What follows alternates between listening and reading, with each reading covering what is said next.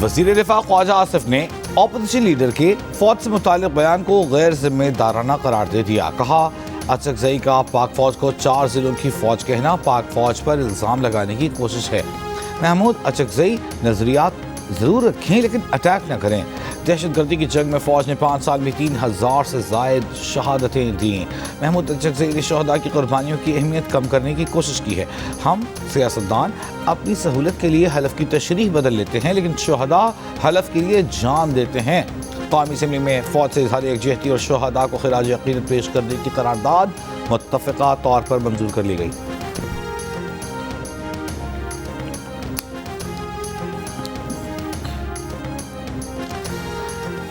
قومی اسمبلی میں قائد حزب اختلاف محمود خان اچکزئی اپنے الفاظ پر قائم. خواجہ آصف کو جواب دیتے ہوئے کہا کہ کبھی جذباتی باتیں نہیں کی. ہم نے انگریزوں کے خلاف سب سے زیادہ قربانیاں دیں. آپ نے ہمیں جمہوریت کی حمایت میں سزائیں دیں.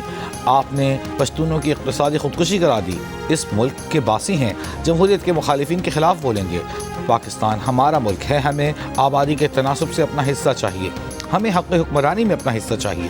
کیا یہ پارلیمنٹ مارشل لاؤں کو جائز قرار دینے کے لیے ہے؟ آئین کے دائرے میں رہنے والی فوج کو سلام پیش کرتے ہیں. جب تک کچھ سیاسی رہنما دہشت گردوں کو اپنا بھائی کہتے رہیں گے، ہمارے جوان شہید ہوتے رہیں گے. بطور قوم سخت فیصلہ کرنا ہوگا.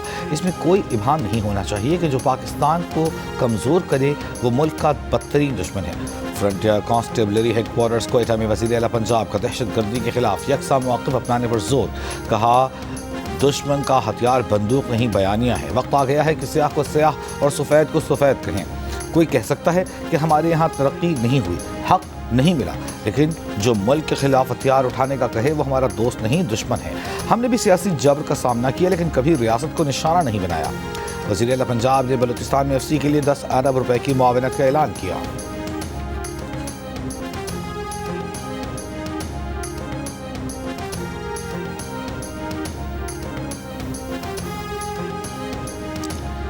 وزیر اعظم کا نیپرا کے سولر سے متعلق نئے ریگولیشنز کے اجرا کا نوٹس. پاور ڈویژن کو نیٹ میٹرنگ کے موجودہ صارفین کے کانٹریکٹ کے تحفظ کے لیے نظر ثانی کی اپیل دائر کرنے کی ہدایت. نیپرا کے نئے ریگولیشنز کے اجرا پر خصوصی اجلاس میں کہا کہ پاور ڈویژن اپیل دائر کرے تاکہ موجودہ کانٹریکٹس کا ہر ممکن تحفظ یقینی بنایا جائے. پاور ڈویژن جامع لاہ عمل تشکیل دے تاکہ سولر والے 4 لاکھ سے زائد صارفین کا بوجھ نیشنل گرڈ کے 3 کروڑ 76 لاکھ بجلی صارفین پر نہ پڑے. پاکستان سپر لیگ کی تاریخ کا پہلا پلیئرز آکشن جاری. نسیم شاہ 8 کروڑ 65 لاکھ روپے میں راولپنڈی کا حصہ بن گئے. فہیم اشرف اسلام آباد یونائیٹڈ میں 8 کروڑ 50 لاکھ روپے میں پک کر لیے گئے. آسٹریلیا کے ڈیوڈ وارنر کو کراچی کنگز نے 7 کروڑ 90 لاکھ میں پک کر لیا. سلمان علی آغا کو کراچی کنگز نے 5 کروڑ 85 لاکھ میں پک کیا. جنوبی افریقہ کے رائل روسو کو کوئٹہ گلیڈیٹرز نے 5 کروڑ 55 لاکھ روپے میں خریدا. فخر زمان کو لاہور قلندرز نے 7 کروڑ 95 لاکھ میں خریدا. نیوزی لینڈ کے بیٹر ڈیرل میچل راولپنڈی سے 8 کروڑ 5 لاکھ میں خریدے گئے. پلیئرز آکشن کی تقریب میں چیئرمین PCB نے تمام فرنچائز مالکان میں خصوصی طور پر تیار کٹس تقسیم کی. کوئٹہ گلیڈیٹرز نے چیئرمین PCB محسن نقوی کو اعزازی بیٹ پیش کیا.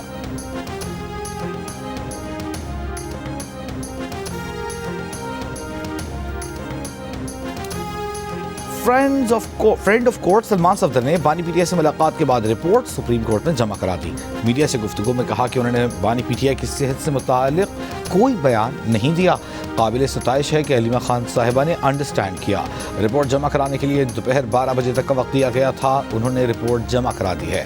گزشتہ روز سپریم کورٹ کے حکم پر بیرسٹر سلمان صفدر نے بانی PTI سے 3 گھنٹے ملاقات کی تھی. وزیر اعلیٰ خیبر پختونخوا سہیل آفریدی کا کہنا ہے کہ بانی PTI سے ملاقات کے لیے تمام آئینی طریقے اپنائے لیکن ملاقات نہیں کرائی جا رہی. تقریب سے خطاب میں کہا کہ 78 سالوں میں ہمیں بے سے بندوق پڑھایا گیا، اب قاف سے قلم پڑھائیں گے. ضم اضلاع کے تمام کالجز کو مفت ٹرانسپورٹ فراہم کی جائے گی.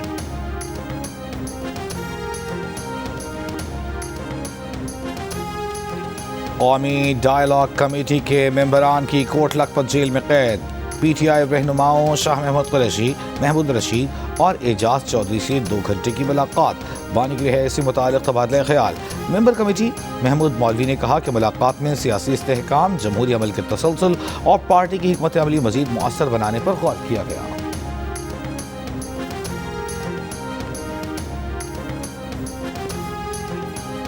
وزیر داخلہ محسن نقوی کا پشاور میں فیڈرل کانسٹیبلری کے ہیڈ کوارٹر کا دورہ، فتنۃ الخوارج کا حملہ ناکام بنانے کے دوران زخمی ہونے والے سپاہی عدنان اور سپاہی امتیاز کی عیادت کی، زخمی سپاہیوں کے بلند عزم اور جذبے کو سراہا۔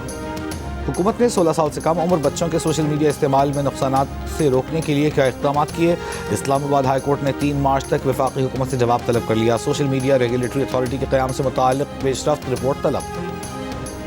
وزیر اعلیٰ سندھ مراد علی شاہ کا پولیو ویکسین سے محروم بچوں تک فوری رسائی کو اولین ترجیح دینے کی ہدایت، کہا بچوں کی مضبوط جسمانی نشو و نما پولیو کے خاتمے سے جڑی ہے، بچوں کی صحت پر کوئی سمجھوتا نہیں ہوگا۔ کراچی ڈویژن میں 97% گھر گھر پولیو مہم رہی، وزیر اعلیٰ سندھ مراد علی شاہ کو انسداد پولیو مہم کی تفصیلی رپورٹ پیش کی گئی۔ رپورٹ کے مطابق سندھ بھر میں انسداد پولیو مہم کی انتظامی کوریج 100% مکمل کی گئی۔ محکمہ موسمیات کی رمضان المبارک کا چاند 18 فروری کو نظر آنے کی پیش گوئی۔ محکمہ موسمیات کے مطابق نئے چاند کی پیدائش 17 فروری کو شام 5:01 پر ہوگی۔ 18 فروری کی شام ملک کے بیشتر حصوں میں مطلع صاف یا جزوی ابر آلود رہے گا، چاند نظر آنے کا امکان واضح ہوگا۔ افغان حکام مختلف دہشت گرد گروہوں بالخصوص تحریک طالبان پاکستان کے لیے سازگار ماحول فراہم کر رہے ہیں، جس کے نتیجے میں پاکستان میں دہشت گرد حملوں میں اضافہ ہوا۔ اقوام متحدہ کی سلامتی کونسل کی تجزیاتی معاونت اور پابندیوں کی نگرانی کرنے والی ٹیم کی رپورٹ جاری۔ رپورٹ میں بتایا گیا کہ بعض رکن ممالک کے مطابق BLA نے TTP اور داعش خراسان کے ساتھ تربیتی کیمپوں اور وسائل کے تبادلے میں تعاون کیا۔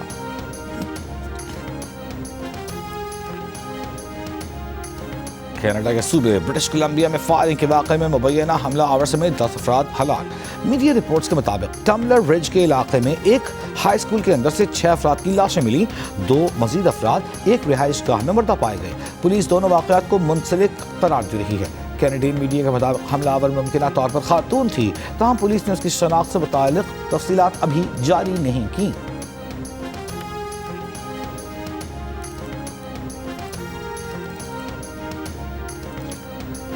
آسٹریلیا میں اسرائیلی صدر کے دورے کے خلاف احتجاج، کینبرا میں پارلیمنٹ ہاؤس کے باہر سینکڑوں مظاہرین جمع۔